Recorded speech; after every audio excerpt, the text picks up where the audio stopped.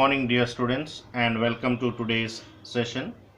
In this session, we are going to continue with our discussion of The Merchant of Venice, Act 4, Scene 1, and we'll be discussing from line number 214 to 274. Now, before we begin with today's session, let us try to recapitulate how Portia explains to Shylock the quality of being merciful. So, immediately before this line, what we are going to do, Portia explains to Shylock the quality of mercy. So, she makes the famous speech on the quality of mercy. Now, Portia, acting as the judge in Shylock's case against Antonio, suggests that the Jew should show mercy to Antonio. Whereupon Shylock asks on what compulsion he should show mercy. So when Portia demanded Shylock to be merciful, Shylock in turn asked that what can compel him to show mercy. It is in response to this query of Shylock that Portia makes the famous speech on the quality of mercy. Portia says that a human being does not need any compulsion to show mercy to a fellow human being. In fact, being merciful is a quality that flows spontaneously from within. It flows spontaneously from the human heart, just as rain falls spontaneously from the sky. We cannot compel anybody to be merciful upon someone else. Instead, it is a feeling that should flow from within and it should come out spontaneously.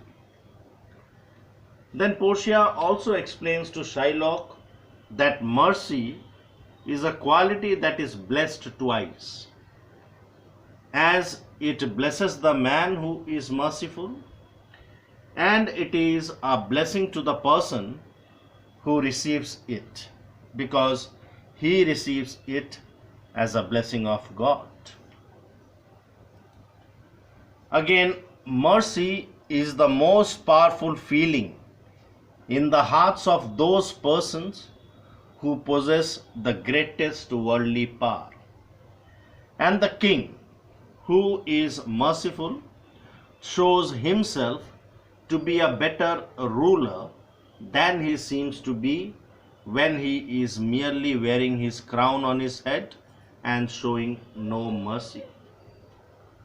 The spectre, that is the rod which the king holds in his hand and which symbolizes his authority or worldly power. The spectre shows only that he is a man possessing vast worldly power.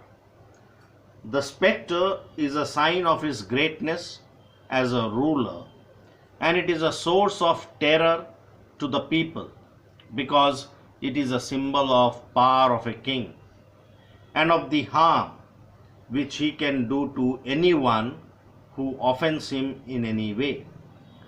The rod of authority certainly shows a king's unlimited capacity to inspire fear in the hearts of his subjects.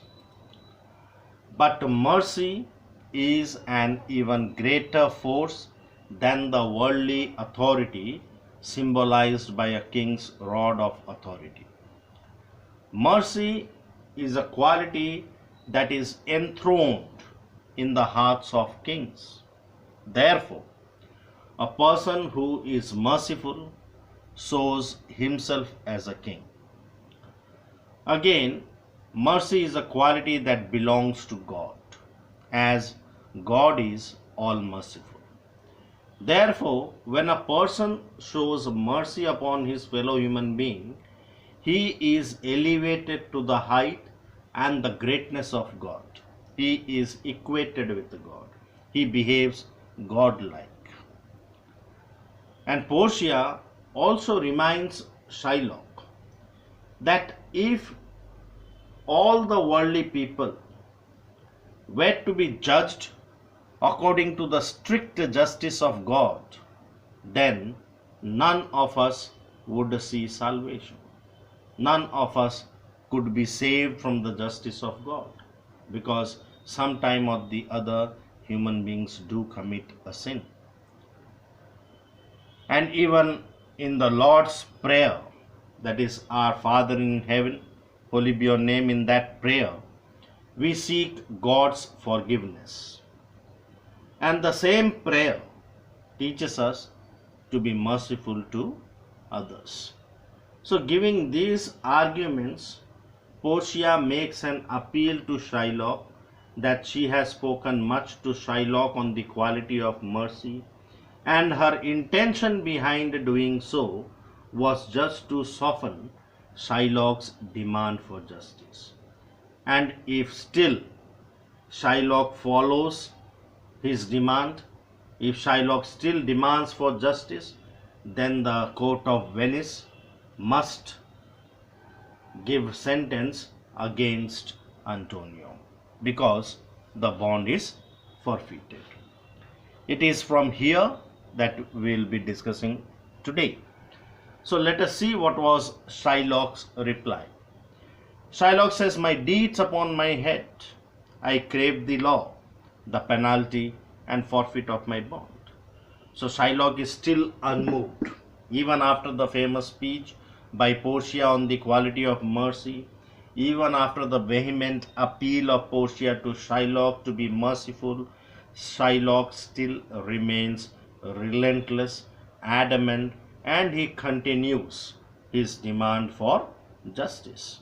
And he says, "My deeds upon my head," means he is ready to take the responsibility for what he is doing.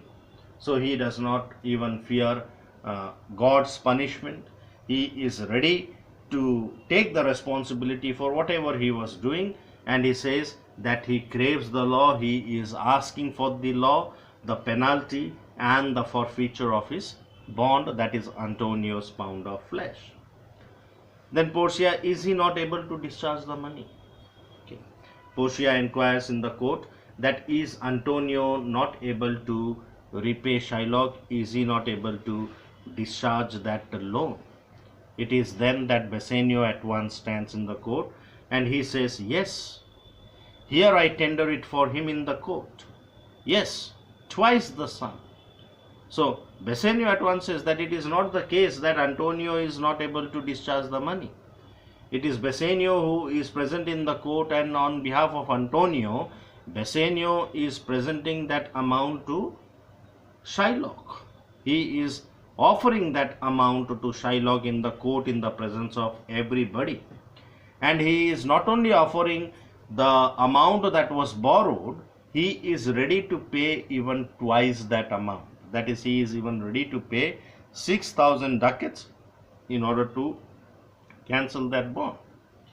And he says, if that will not suffice, if these 6,000 ducats are not sufficient, then he is even ready to pay 10 times over.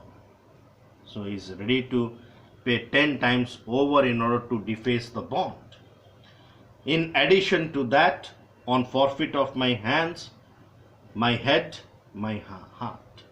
He says that if he fails to do that, if he fails to pay 10 times over, then he is even ready to forfeit his hands, his head and his heart for that sake. So he is ready to sacrifice anything to save the life of his dearest friend Antonio. If this will not suffice, it must appear that malice bears down the truth. And if this does not suffice, if this also is not sufficient, if Shylock is not satisfied even after this offer, then it is certainly clear that Shylock's malice, Shylock's wrath overcomes truth. it overcomes the truth, and he is overpowering. And I beseech you, rest once the law to your authority. To do a great right, do a little wrong, and curb this cruel devil of his will. So therefore Bassanio makes a request to Portia. He says that he requests Portia to rest once the law, at least to twist the law in this particular occasion. So his request to Portia is that he must make use of his authority, and he must change the law at least in this occasion. In order to do a great right, do a little wrong. Bassanio understands that changing the law would not be a right thing to do. It can be unjustified. But to do a great right, here right means to save the life of his friend Antonio, who is also a noble person of Venice. So in order to save such a noble man from the wrath and anger of Shylock, they must do that little wrong, that is, twist the law once on this occasion. And it is only by twisting the law that they can restrain that cruel devil Shylock of his will from demanding the fulfillment of his desire. Okay. However, Portia rejects this plea of Bassanio. She is not willing to twist the law, and she says it must not be. It must not be means the law should not be altered. The law cannot be twisted. And moreover, there is no power in Venice that can alter a decree established. Okay. So there is no person who is so powerful in Venice who can change a law that has once been established. And if they change the law, then it will be recorded for a precedent, and many an error by the same example will rush into the state. So if the law is changed on this particular occasion, then it would be cited as an example in the future times, and many crimes, many errors might be committed citing the example of this particular case. So many errors might come into the affairs of the state. So that will question the trust of the people on the Venetian legal system. So therefore Portia frankly denies Bassanio, openly denies Bassanio, that the law should not be twisted. It cannot be. Okay. Then Shylock, a Daniel come to judgment. Yeah, a Daniel. Oh, wise young judge, how I do honor thee. Okay. So Portia, Shylock is very pleased. Why? Because this particular judge is not speaking in favor of Antonio, nor is he speaking in favor of Shylock. What Portia is upholding, she is upholding the Venetian law, and she does not want to go against the law. So Daniel, now here Shylock addresses Portia as a Daniel, and he says that a Daniel has come to judgment. Now a Daniel is a great Jewish character in the Old Testament in the Bible, and Daniel was known for his wisdom and judgment. Okay, so Daniel was known for his wisdom and judgment. So here Shylock makes a reference to the story of Susanna and the elders in the Apocrypha. Now during when Susanna was falsely accused and condemned by two elders. Okay. So Susanna was falsely accused and condemned by two traitors. It is at that particular moment that a young and learned judge named as Daniel had come to defend the case of Susanna. And by a skillful cross-examination, Daniel demonstrated that Susanna was innocent and she had been falsely accused, and condemned by the two elders. Now here Shylock compares Portia with Daniel because Portia is very young and she is very wise. So the point of comparison is youthfulness and wisdom. So he praises Portia by addressing Portia as a Daniel. And he says, "Oh wise young judge, how I do honor thee." Means he really wants to honor Portia.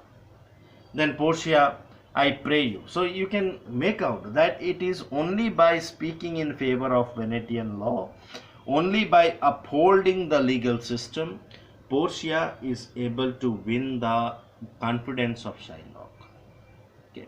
Now Shylock has a confidence and trust on Portia that Portia is an upright judge and she would argue the case in an upright way, thereby making sure that Antonio is punished because he has forfeited the bond. It is then that Portia tells, "I pray you, let me look upon the bond." So she expresses a desire to have a look at the bond. And Shylock, without any hesitation, he takes out the bond and gives it to Portia. "Here it is, most reverend doctor, here it is." So without any hesitation, most willingly, Shylock gives that bond to Portia.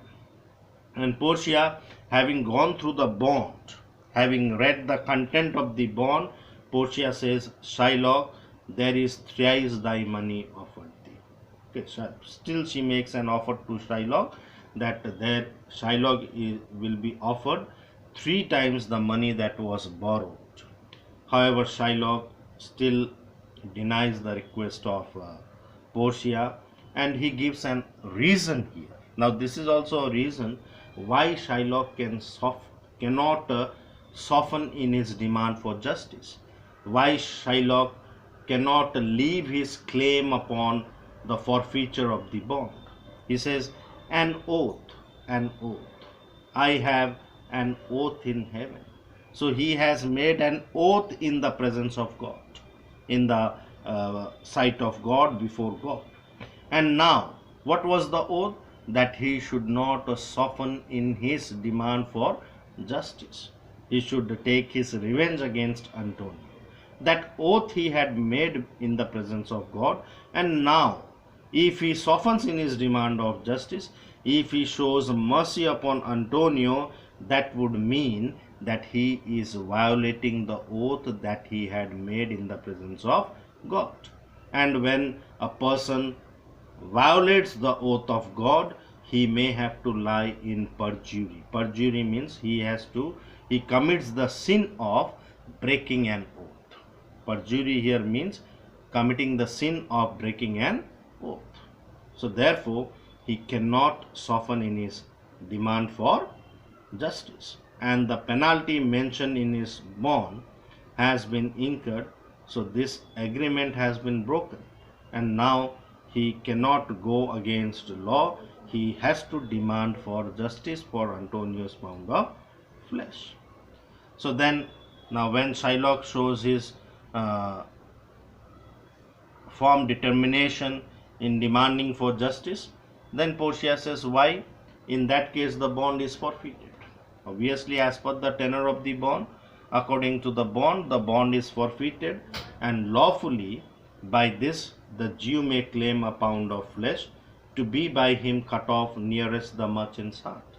So according to the terms of bond, Shylock has the legal right to claim a pound of Antonio's flesh, and that pound of flesh is to be cut off Antonio's body closest to his heart, somewhere near to his heart. So still Portia pleads to Shylock, "Be merciful, take thrice thy money, bid me tear the bond." So still she, for the last time, she prays that Shylock must be merciful, he must accept 3 times the money, and then he should allow Portia to tear the bond, to deface the bond. Then Shylock says, when it is paid according to the tenor. Shylock says that he will let Portia tear that bond only when that bond is paid according to the tenor. According to the tenor means according to the actual word and meaning as stated in the bond. So when it is paid, when Antonio has paid his pound of flesh, then he would allow Portia to tear that bond. It doth appear you are worthy judge. You know the law.